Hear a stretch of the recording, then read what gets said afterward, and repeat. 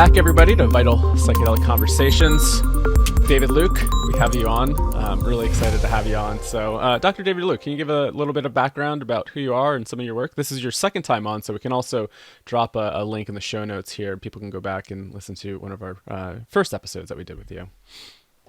Yeah, sure. So, I mean, I'm currently an associate professor of psychology at the University of Greenwich, and I also work I'm affiliated with Imperial College in the Psychedelic Research Centre there, and collaborate in some research. And when I'm not doing that, I also run my own professional certificate 1-year course, not too dissimilar to the one you'll be running soon, but probably smaller, and at the Aleph Trust based in the UK, which is a transpersonal psychology educational facility. And I've been around doing this kind of research for, 20 odd years now. So yeah, I've been around for too long, probably. And also one of the co-founders of Breaking Conventions, correct? Oh yeah, I should also mention that. Thanks, Kyle. Yeah. So we started doing Breaking Convention back in 2011, and it's grown into kind of Europe's biggest psychedelic research conference. We usually do it every 2 years. We've had to skip a year last year, so we're doing it again this year, actually, at the University of Greenwich. Awesome. And is that still kind of taking off in July? That's usually when that happens, July, August? Yeah, the university's been having some administrational problems because of the pandemic, and planning has been a complete nightmare for actual real in-person events. But we are looking, fingers crossed, we're about 95% sure we're going to get an early July date. But that window is kind of narrowing. So, yeah, hopefully the beginning of July. Sweet. All right. Well, we usually kick this series off with a question, and the question is, what do you think is the most vital psychedelic conversation people should be having right now? Well, there are many. I think there's a lot of super interesting stuff going on.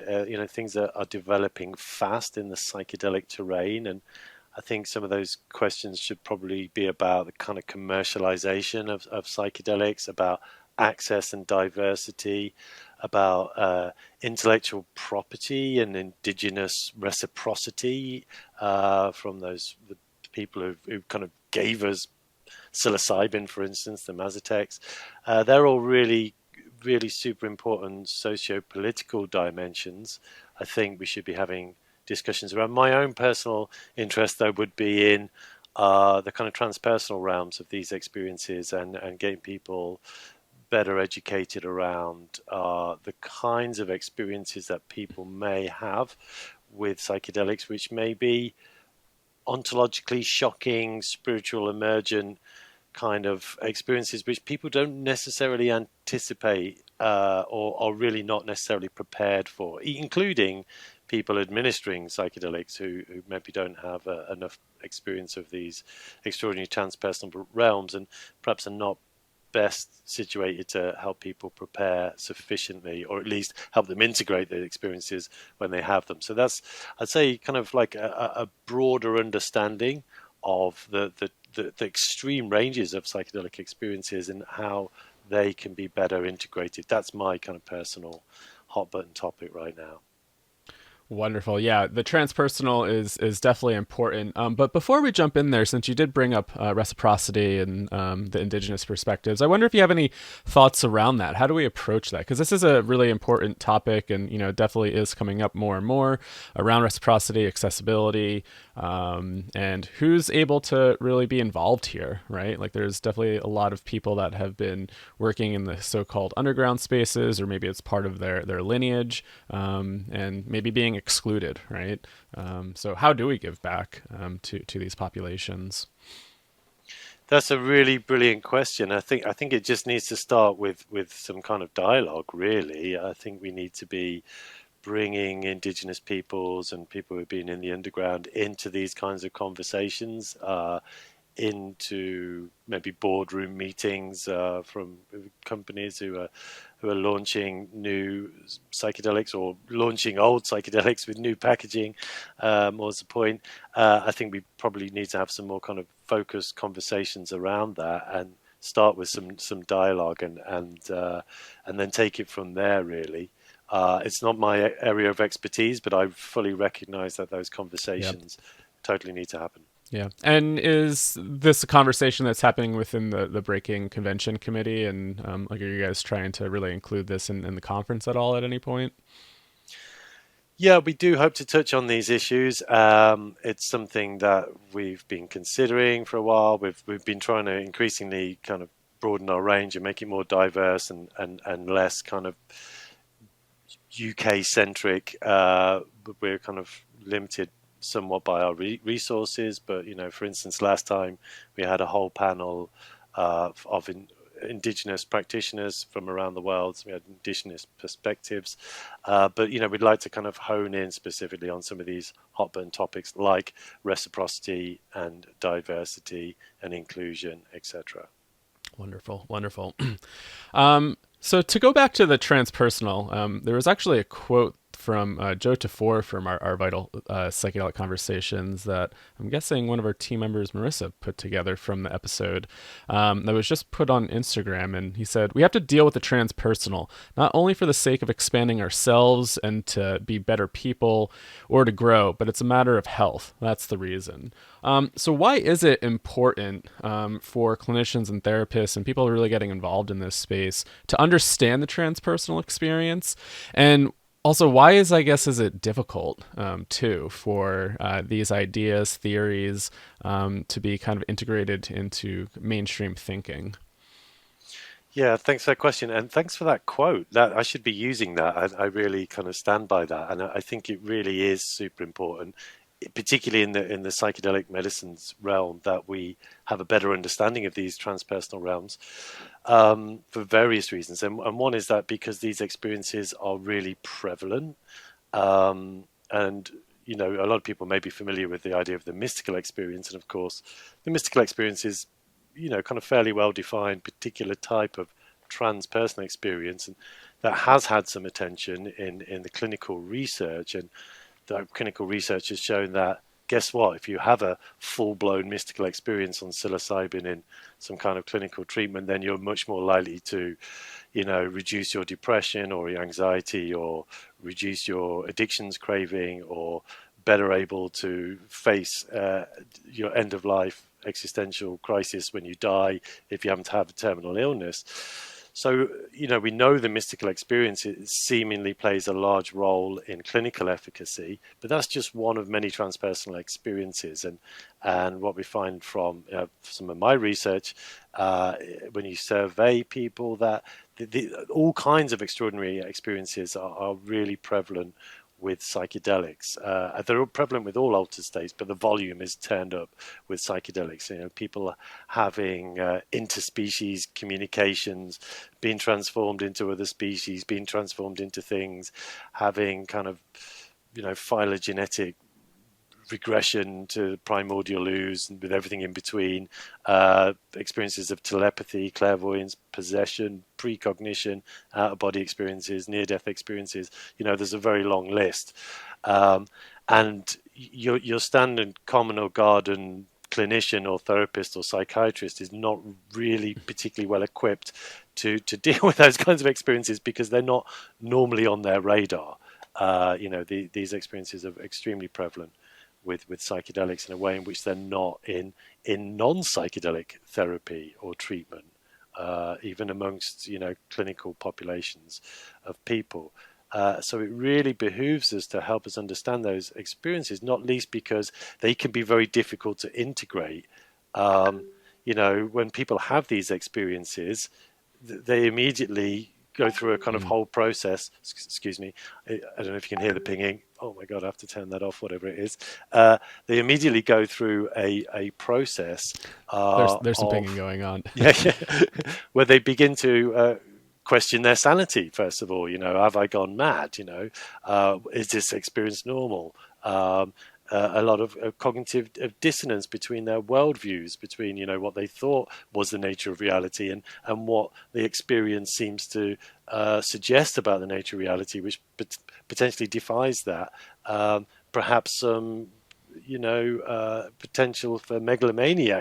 Suddenly I'm the enlightened one. I've had one of these experiences. I must be special, and spiritual bypassing, and all kinds of ways in which people can come unstuck when they have these kinds of experiences. And yet, if we had a greater familiarity with them, and a greater familiarity with the kind of process that people classically go through when they have these experiences, then we can better able to help people maneuver through that journey, because it doesn't end with the psychedelic experience. It's a whole journey of what happens in integrating those experiences afterwards. So yeah, lots of reasons why, and I agree with that quote totally.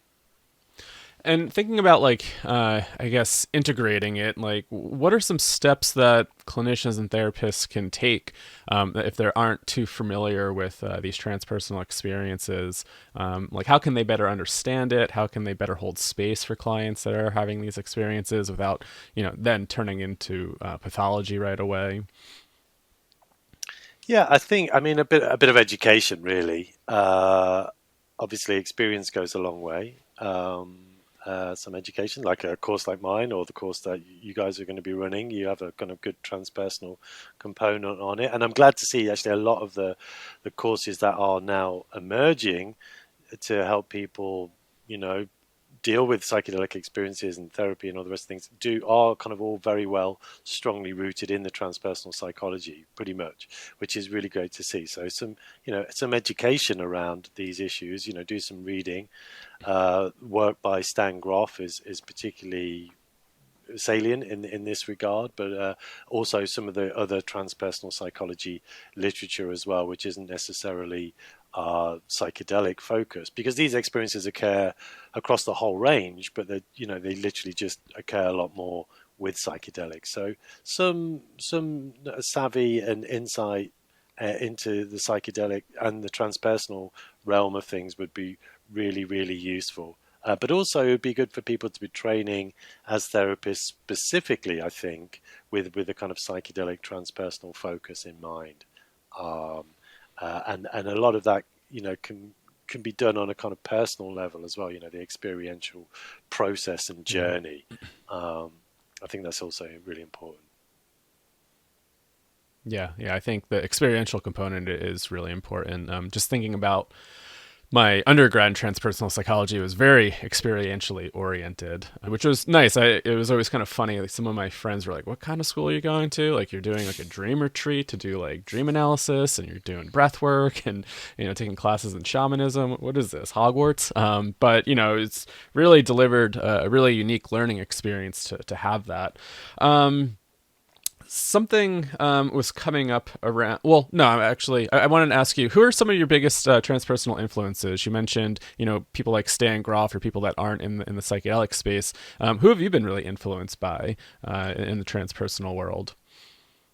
Yeah, I'd like to just pick up on what you did say as well, and I think that's really key here is that there are other less kind of brutal ways as well of getting some experience in this realm, and kind of grappling with these transpersonal issues. Things like, holotropic breath work, flotation tanks, dream work, I think is really key and vital.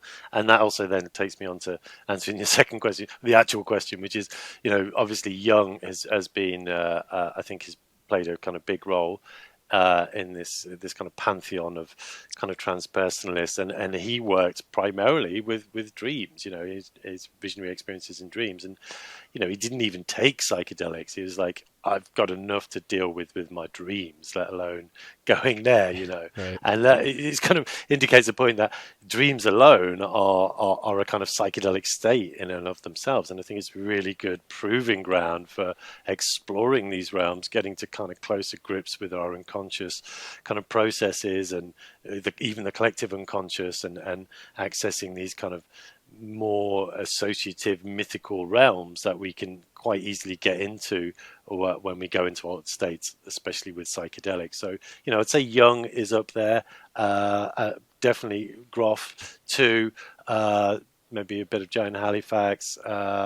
Yeah, I mean, they're the big ones. They're the big ones for me. I'm not, I've not gone kind of full Wilbur yet, if you know what I mean. But and some of the UK transpersonal psychologists as well, like Les Lancaster and Mike Daniels, and people like that.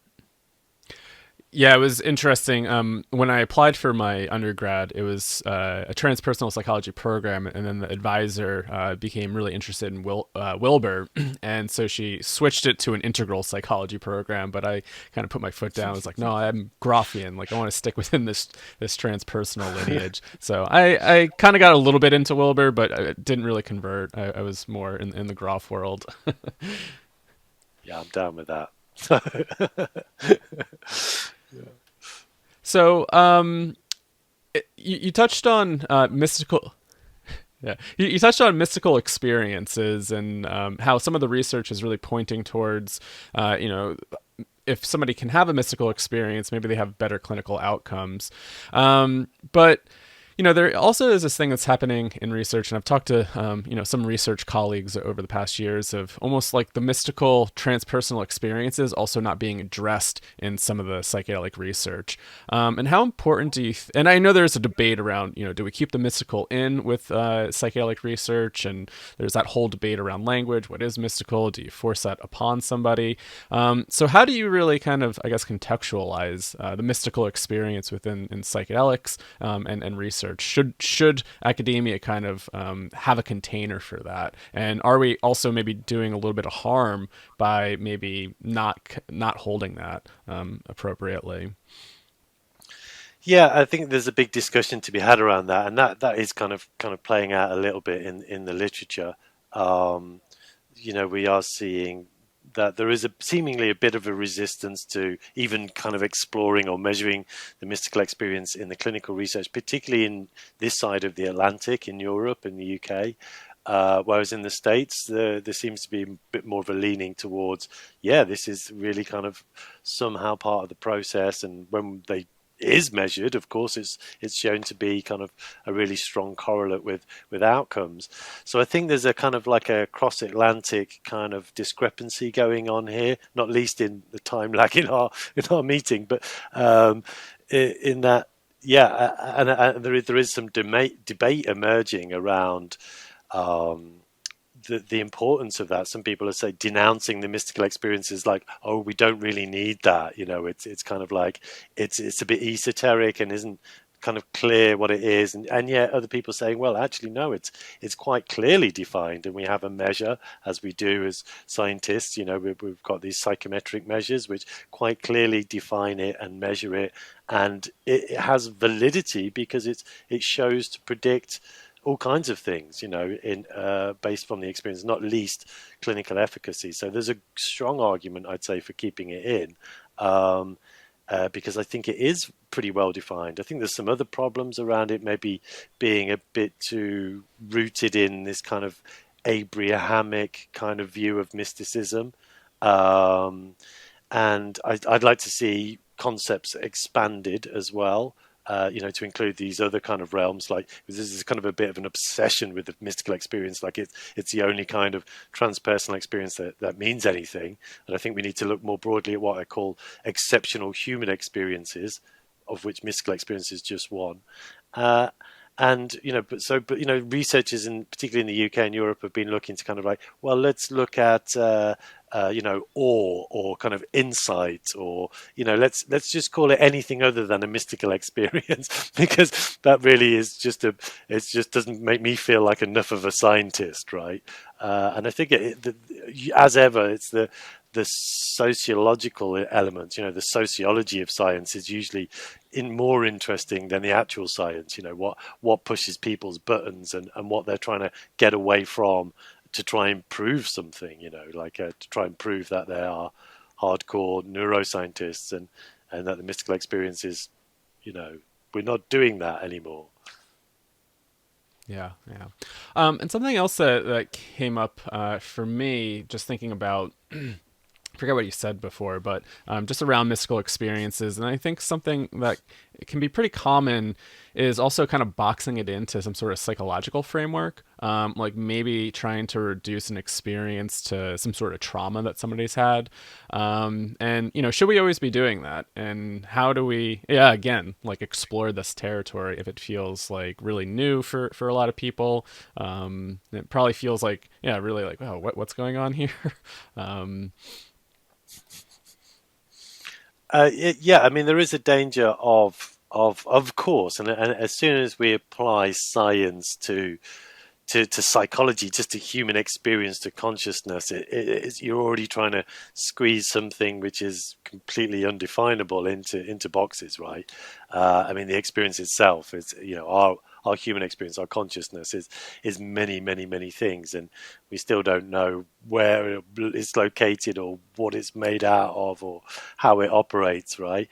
But by science has to kind of compartmentalize and measure and quantitative science by its very nature, and that can feel like a bit of violence to the experience, to the lived experience. It's like, um, and yet, there's never any shortage of people wanting to participate in this kind of scientific endeavor of the psychedelic experience. For a lot of people, it's quite abhorrent, but I think we are very much in this kind of scientific age, psychedelic scientific age, and a lot of people are very familiar with this kind of language and this terminology and this way of trying to understand the world. Science is kind of like the current religion of the West, and yet it's not the only perspective, and that is the danger, right? It's like we all too easily slip into just trying to atomize and measure and correlate and quantify everything about human experience, and that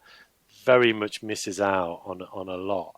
And maybe you touched on this with Sam Gandhi a little bit, but and this was really interesting, and some of the areas we're going into with eco psychology and psychedelic experiences, when people having experiences of connection with nature, we can measure that, we've got measures for that, but some of the things that they're saying are really illuminating some stuff for me. So, for instance, it seems to be very common that people, for instance, when they take ayahuasca, they have experiences of turning into another species, right? 25% of ayahuasca users in one of my surveys, even 10% of LSD users have had this experience. And that okay, we can quantify that, but it goes beyond our normal scientific approach, and goes into the territory of a kind of Amerindian epistemology, right? Epistemology being the way in which we come to understand the world. And I think this kind of really indicates these different viewpoints. So in Western science, we try to be as objective as possible, right? We try and remove as much subjectivity as we can, right? We try and like remove all our feeling and emotion, and which is a complete nonsense, because it's impossible, right? There is the best you can hope for is a kind of collective subjectivity, right? You all kind of agree on a consensus that, okay, this means that, right? But we can never have true objectivity, but that's the striving of science. Whereas in Amerindian epistemology, by becoming. That is, you go subjectively, like to be as subjective as possible. That is, you become the thing you want to understand. If you want to try and understand, okay, what is this tree? What kind of medicinal properties does it have? You sit under it for a month, dieting on plantain and dried fish and ayahuasca, and meditating on it and eating the bark until you have a kind of direct communication or experience of being that tree, right? You become the tree, and then you know what medicinal properties it has, right? There's this kind of knowing by becoming, so it's like the opposite of this kind of scientific worldview. Um, and so there are these other ways of knowing, and our scientific approach does a bit of violence to that. But I think both are, should be kind of held. They both have a role. They should be held maybe lightly, right? No one is necessarily better than the other. They give us different perspectives on the nature of Yeah. reality. Yeah, that's really interesting, and something that you were saying reminded me a little bit about like Whitehead. Do you ever get into Alfred North Whitehead at all? My teacher Lenny's really into him, so that's where it kind of comes from. A little bit, yeah. But one thing that he said, and this might be just kind of paraphrasing Whitehead, but I think something along the lines of, if you want to understand the fundamental nature of reality, start with psyche, start with experience, whereas science usually starts with atoms. And I guess that comes back to, how do we measure experience, right? Like, is there a way to kind of tear it apart? I mean, we can't really I don't know, record some of those experiences with some sort of instrument, right? Maybe we can. Maybe we just don't have the technology yet. But yeah, how do we measure experience with these transpersonal experiences? It's very subjective, right? It's people coming back and reporting it. And I think that may be the challenge with Western science. It's like, hey, we can't measure this. It's not objective, right? Well, there are commonalities. I mean, we can measure things. We've been trying to do that endeavor for a long time in psychology, and that is, we have psychometric measures. We have self-report. We have, scales and kind of validated, reliable scales, which supposedly measure some underlying construct. I mean, it's not a kind of hard science like, physics or biology even, but it is a science, and there is more noise in the data as a consequence, because humans are very messy, complex systems, probably the most complex system we know of, the human brain, the human mind. And so we try and, tap into underlying contracts. We try and measure those. We can do some brain imaging. We can try and see the relationship between what's going on in our brain imaging and the experience, and that could be, the verbalized experience, what we call the phenomenology, and all of this. Obviously, these are kind of fairly crude tools in a way for getting at something as exquisitely complex as the human brain and mind and consciousness.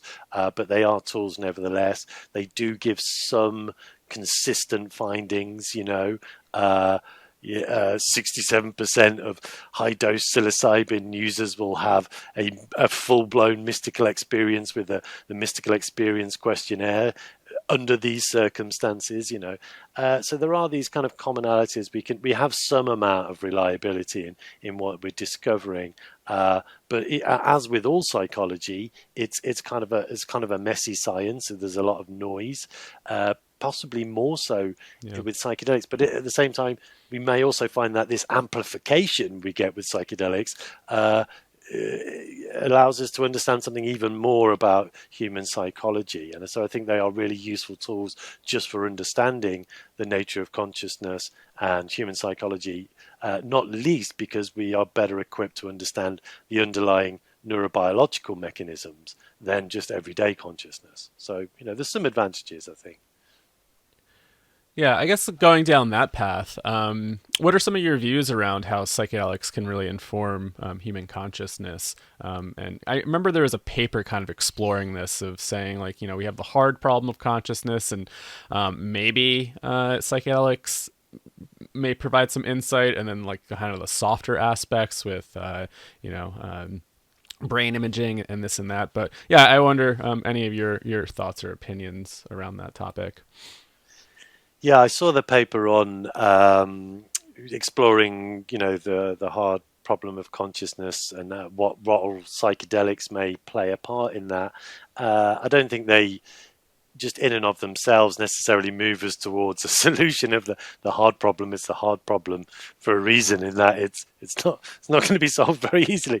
But I think they, certainly on a personal level, on a kind Yeah. of like, yeah, we're like giving people the opportunity to explore their own kind of ontology and thinking, like a kind of first person philosophy and metaphysics. I think, they are big movers and shakers, and that might even eventually kind of shake down into changing philosophical positions, within philosophy, within, the subject of philosophy, right? That somebody on psychedelics one day may come up with a better philosophy about mind body interactionism. If it exists, right? But certainly we see they are huge shifters in personal belief. So like some of the work they've been doing at Johns Hopkins, really great, showing that massive shifts in beliefs in people, for instance, who have DMT entity encounters.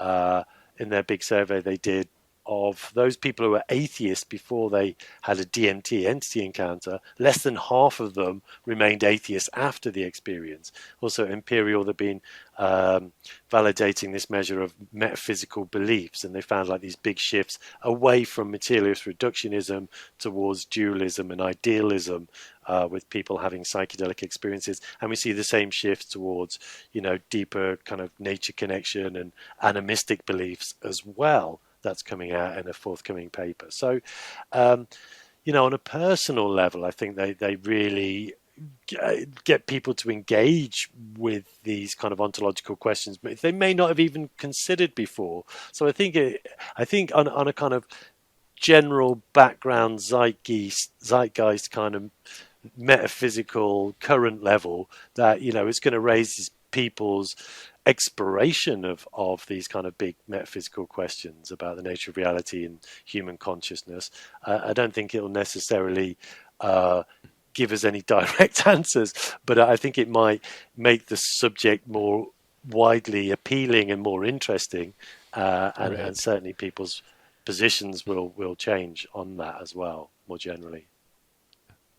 You bring up philosophy and metaphysics, and I wonder how important is that for, psychologists, counselors, people within this space to maybe have a basic understanding of like this field, because I feel like it's not talked about as much to some degree, especially within maybe the psychedelic psychotherapy world. And I just wonder from your perspective, is it important? Because I feel like some of these transpersonal experiences definitely gets a little bit into philosophy a bit, like, right? Like really thinking about consciousness and having a lot of these different ideas around what are we doing here and et cetera, et cetera. Yeah, really. I mean, I think there is some value in that. Obviously, like, opening the trapdoor on philosophy and metaphysics is a kind of a whole other rabbit hole, which has no bottom, of course. But so everything in moderation, especially Yeah. moderation. But I think there's a place for that, because I think this stuff clearly comes up, and that might be something that is really unique to psychedelic psychotherapy as opposed to other kinds. Is like people are having massive metaphysical shifts, and that really needs to be, at least people need to grok that. They don't necessarily need to have a good understanding of metaphysics and ontology and epistemology, but they need to know that people do have huge metaphysical shifts, that people have, ontological shock is a real thing from taking psychedelics. People come out of it completely blown apart, their worldview's upside down, and they don't know what to do with that. And if you've got a therapist who's used to doing with kind of childhood trauma and family relations, I mean, that's all very useful on that kind of personal autobiographical kind of level of processing information, which happens for a lot of people, but it doesn't necessarily equip them to deal with people having, big metaphysical crises that emerge from their use of psychedelics, which is a real thing, I think, and currently probably to some extent overlooked. Yeah. Yeah. I guess kind of going down a little rabbit hole with speculation here. You brought up DMT Entity Encounters, and I wonder, what are some of your thoughts around that? I find it to be a really fascinating topic and lots of ideas, but yeah, what's going on there with these entity encounters? Yeah, well, that's a $1 million question, really. I mean, yeah, we've applied a lot of thought to it. I mean, I've been studying this topic for 20 years. I haven't made really any headway, other than it is a mind-blowing question, and it really, people have experiences with DMT which they perceive to be more real than this real. The majority of people believe their DMT experiences to have like metaphysical reality. This is like, oh, that was real. This world's not so real. And when you have an encounter experience, if they take it at face value, then it seems like the entities are real, right? And so the majority of people seem to experience DMT entities as real. And yet that doesn't fit with our current Western understanding of the nature of reality. So it poses like massive questions. There isn't an easy solution to kind of how do we prove that they're not real or are real? That is really quite a difficult thing. Luckily, kind of the last 135 years of parapsychological research can kind of come to bear on that a little bit and show us some ways in which we might begin to experimentally explore those kind of questions, which I've been starting to do. Um, but as to my own personal opinion, I try and be agnostic on this. I've had my own encounter experiences, which have really made me question the nature of reality a lot. And all I can say is we've got another book coming out in the UK. It's just come out in the States on the nature of this, called Dmt Entity Encounters, which is a follow-up to our earlier book, DMT Dialogues, which explore these very questions with some of the greatest minds on the planet who've cared to consider those kind of questions. But don't expect any answers. I think I'm looking at DMT Entity Encounters right now on my bookshelf. I have yet to dig into it, but I'm excited to read a little bit of it. Are you open to getting into a little bit of your personal experience or Yeah, go for it. around that? Shall I just jump in and Yeah, tell I you would some love to stuff? just hear like what that entity encounter was and how did that radically shift for you? So, I mean, well, numerous. I mean, my very first DMT experience, I knew very little about DMT law, LORE, at the time. I didn't even really know what DMT was. This is in the kind of like late 90s. It certainly wasn't as popular then or well known about. It was quite obscure still. Um, and my first experience, I had like little elves. They just popped out, and there they were, and they were just kind of taking light and just shoving it inside my solar plexus, right? Just filling me full of light, and it was just kind of ecstatic. Just felt kind of not just light, but kind of ecstasy. It was just kind of being filled up with this stuff, and they were genuinely these kind of little creatures. And then you come out of it, and it's like people there go, "Oh, you got elves? Oh, right, yeah, everyone gets elves," as Terence McKenna famously said. And I was like, "Well, I didn't know everyone gets elves, right?" And it made me think, well, why are they shoving light in my solar plexus? It's solar plexus. Of course, it's a solar plexus because that's where the light gets in. And it all starts making some kind of weird, crazy, hyperdimensional sense. But that was the least of it. I mean, on later experiences, I mean, my most profound one I've written up as an article called Entheogenic Entity Encounters, Disembodied Eyes Revisited. And it's about this one specific entity encounter, which I'm not going to go into gross detail about, but I found it popping up in other people's experiences who were naive. They didn't have any expectation of this. I mean, people may expect to encounter elves, right? Because Terence McKenna has said it as there's a meme, a dimethyltryptamine, as we call it, out there about elves. But this encounter I had with this thing, with just multiple snake body tentacles all morphing in a kind of Fibonacci spiral covered in thousands of eyeballs, is a bit more obscure, but it turns out lots of other people have had that experience as well when I started doing some research into it, and that it's also pops up in kind of world mythologies, internationally across the globe, usually pertaining to this kind of guardian underworld deity, like a protector of the kind of secret knowledge. And it turns out that's a relatively common not so common as the elves, but a relatively common DMT experience, or very high dose psychedelic experience. And those kind of like encounters with very definable beings, like they have a kind of definable characteristic to them, starts to kind of beg the question of, well, why do people encounter these very specific characters, like the praying mantis? And that's a whole other one, praying mantis, ginormous praying mantises leaning over people, doing operations on their brain, often maybe kind of rewiring them or extracting their emotions, and the praying mantises themselves have no emotions. And that's a really common experience, which doesn't really have a very simple neurobiological explanation. If it's just, it's neurochemical firing in your brain, then, well, what part of the brain is responsible for those very specific experiences? And so it begs a lot of questions. Anyway, I threw in a couple of my own personal experiences in there. Right.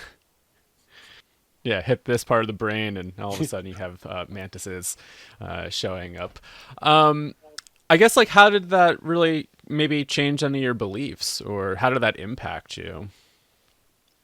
Yeah, I mean, I think I had ontological shock, but it wasn't just like a one experience gave me ontological shock. Luckily, it was an incremental state of just, I don't know, ontological, like, I don't know what we would call it, not shock, whatever the kind of experience of being slowly shocked over several years, increasingly all the time is. We need to invent a new word for that. But, I'd been experimenting very heavily personally with my own psychedelic use. And I would have these extraordinary experiences, which I couldn't quite explain, which begged me to kind of reconsider my worldview about the nature of reality. And just as I was maybe starting to incorporate that and go, okay, I feel comfortable with that now. That isn't really so mind blowing to me anymore.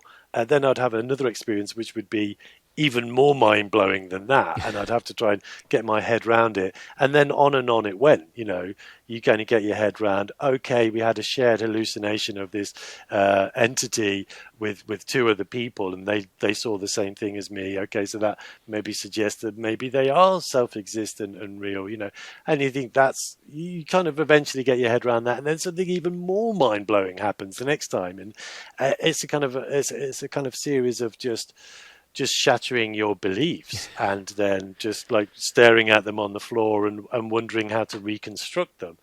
And I think there's an adage or dictum by John Lilly, which comes in useful here. And John Lilly, the famous researcher of alt states and psychedelics, he said that in the province of the mind, what we believe to be true either becomes true or is true by certain parameters, okay, within certain parameters. And those parameters are to be examined and explored and tested experimentally and experientially. And when they are examined, those parameters just turn out to be more beliefs to be transcended. And so in the province of the mind, there are no limitations. Okay. And I think that pretty much sums it up. When your kind of boggle threshold just gets exceeded, it finally finds some new equilibrium, in a more expanded kind of worldview. But then that can be exceeded again. And there doesn't appear to be any apparent limit on how far out we can go with our beliefs. But just a word of caution, keep an open mind, but not so much that your brains fall out. That's all I can say. Right. Yeah, yeah. I feel like it can be easy to really go down those rabbit holes. I did when I was 19 or 20, and after having an experience like that. But ultimately, I think it had a positive impact to kind of get me a little bit more oriented towards, going down this path a bit. But I wonder, if somebody is coming back after having an experience like this, they bring it to their therapist. Like, I don't know, what type of advice would you give to counselors, therapists, people that are holding space for this that may know nothing about entity encounters and wanting to just completely write it off? Yeah, I mean, I think that there's value. There's a nice new paper just come out, and it's been exploring, the psychodynamic value of entity encounters, in psychedelic experiences, and there may be some value in that. It's like, okay, so this multi-eyed, snake-bodied, hypnotic guardian of the underworld creature, you know, what part of your psyche does that represent? There could be some value in exploring that. Okay, but I think also that we need to kind of beg an open interpretation. Is like I think we just have to hope and ask that therapists come to it in a kind of ontologically neutral way, right? That they don't just disregard it. They don't automatically assume that it may reveal some underlying psychological terrain of an intrapersonal level, and that's why I think they should at least kind of be considerate of the fact that it may just be something from the collective unconscious or a genuine discarnate entity for all we know, right? So I think just kind of trying to be as open-minded and agnostic as possible and hold those possibilities, and don't try and interpret it for the client.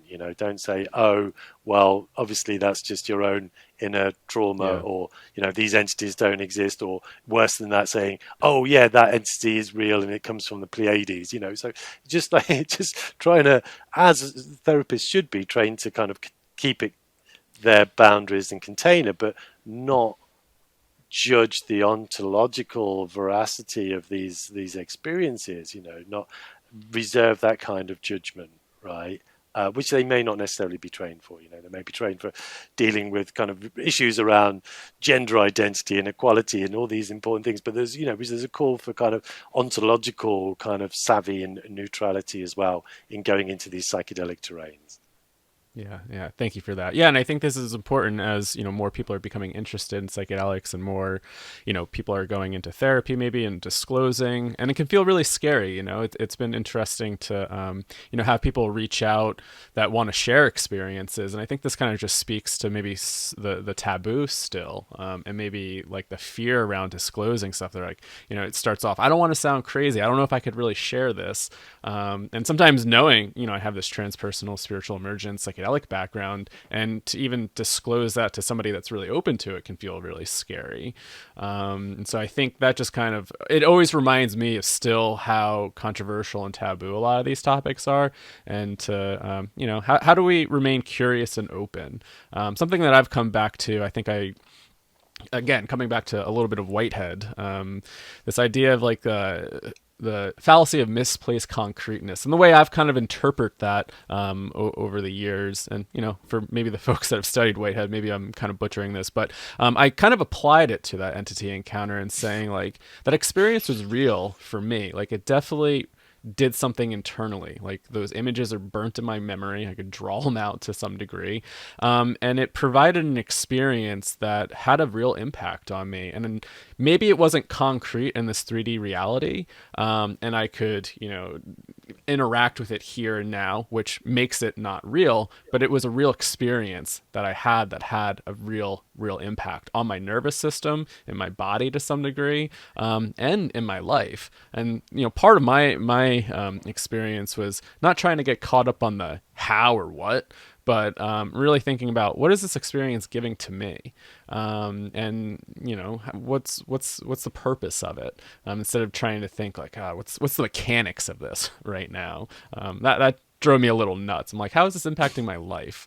And is it for the better, or is it just putting me down a crazy philosophical hole that I'll never get out of? Yeah, probably all of the above. I mean, the thing is that experiences Yeah. are real, right? It's a real experience no matter what.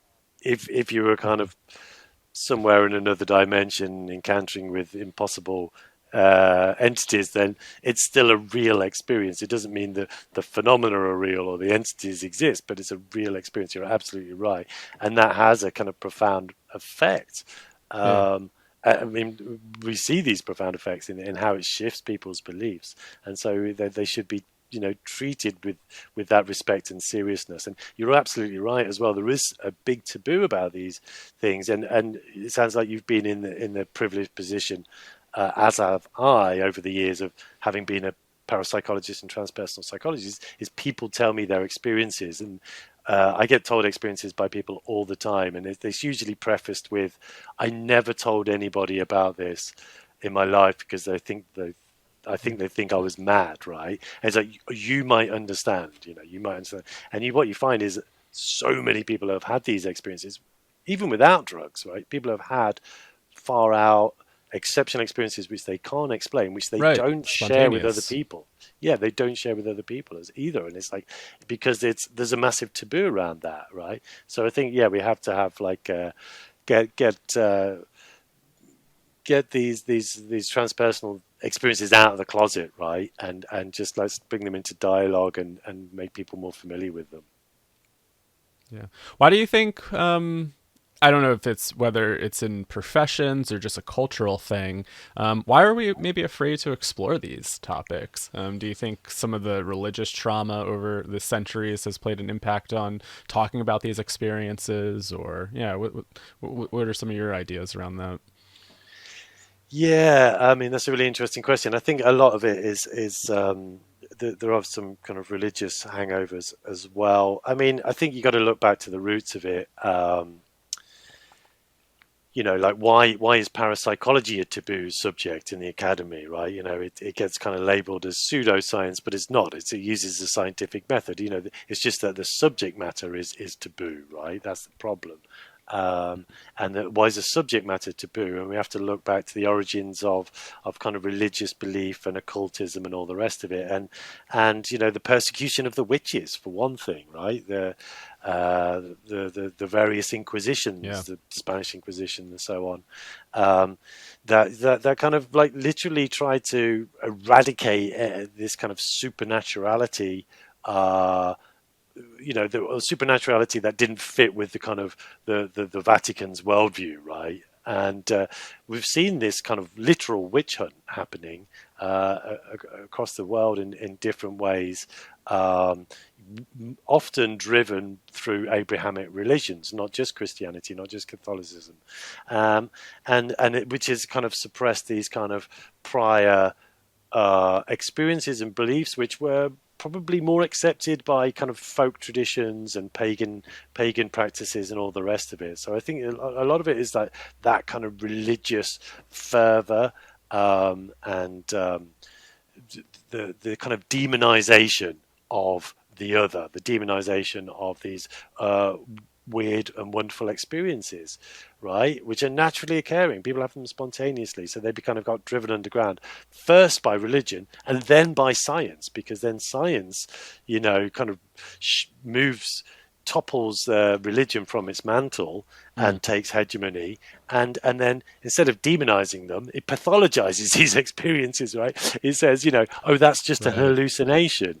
You're psychotic, right? You're psychologically unstable. Anything that isn't the normal everyday waking state reality kind of experience is an hallucination, and therefore you're potentially schizophrenic or you have psychosis, right? And hallucination itself becomes this wastebasket term, which isn't unpacked or defined. Well, what kind of hallucination was it? Is it synesthesia? Are they having auditory perceptions? Are they having telepathy or precognition? Are they having visions of this particular thing? Are they having an out body experience? No, it's just all an hallucination. It's an hallucination which is pathological. Therefore, so you're either mad, bad, or dangerous to know, right?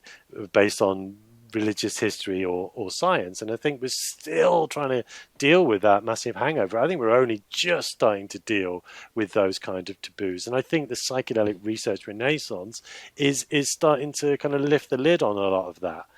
Which is great, because the cork's out of the genie's bottle, and we really need to engage with these kind of big existential, transpersonal things directly and honestly and openly.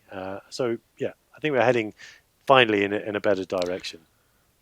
Yeah, that was going to be my next question. Do you think the research with psychedelics is really going to kind of open up more openness to these topics as it happens more in the lab and clinical trials, and maybe needing to reevaluate some of this stuff? Yeah, definitely, and it's happening already. You can see that in the mystical experience. So that's the kind of like the tip of the iceberg in a way. But the very fact that the mystical experience is even in the kind of scientific parlance, is in the research agendas, is in some of the clinical research, not all of it, and being talked about is a massive shift. Basically, like up until very recently, what we might consider a mystical experience was either demonized or pathologized. Now it's completely done a 180, and it seems to be part of the solution for mental health problems. Instead of being like, oh no, if you go that way, you're going to end up Mm. mad, it's like, oh no, we maybe need to have a little bit of that particular type of madness to make us sane. And so, like, we've seen like a massive shift in Yeah. recent years by bringing the mystical experience into this research discussion, which is really really key, I think. And it makes us maybe aware of, like, okay, but then there's dangers of spiritual emergence and spiritual bypassing and ontological shock and all of these kind of things which may come along with it, which may have negative connotations. But we don't want to necessarily pathologize the mystical experience, because it has clearly so much kind of benefit, right?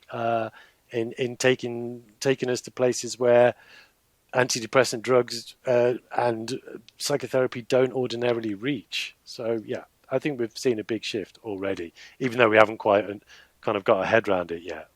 Yeah, yeah. Well, thanks for that. And I think we're heading towards the end here. We usually try to close this out, and maybe we've already touched on pieces of this question. But what's the most vital teaching point that psychedelic practitioners need to become skilled and expert in your opinion? uh, Yeah, well, for me, I've kind of already said it about 10 times already, but kind of having some knowledge of these transpersonal dimensions of the experience.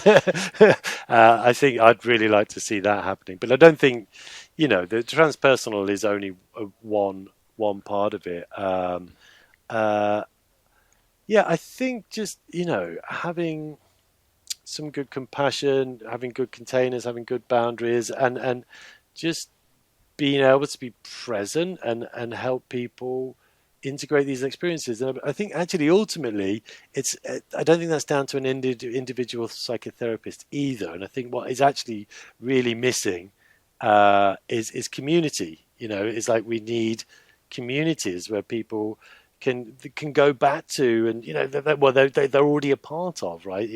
That's the real challenge. It's fine when you're at the retreat center or you're with the therapist, and yeah, okay, they understand you, and they understand your experiences and your revelations and your new world. And then you go back home, and your mates and your wife and your husband and your kids, your job, nobody has a clue what you're talking about, and they're not able to hold that for you. And consequently, people quit their job and leave their partners and sell their house, and within a few days of their psychedelic retreat, which might be a bit rash. So I think, for all the transpersonal and great psychotherapeutic skills that people can have, I think what we actually really need is community. So I kind of sidestepped your question there, but I think what you are doing is helping build communities. So congratulations.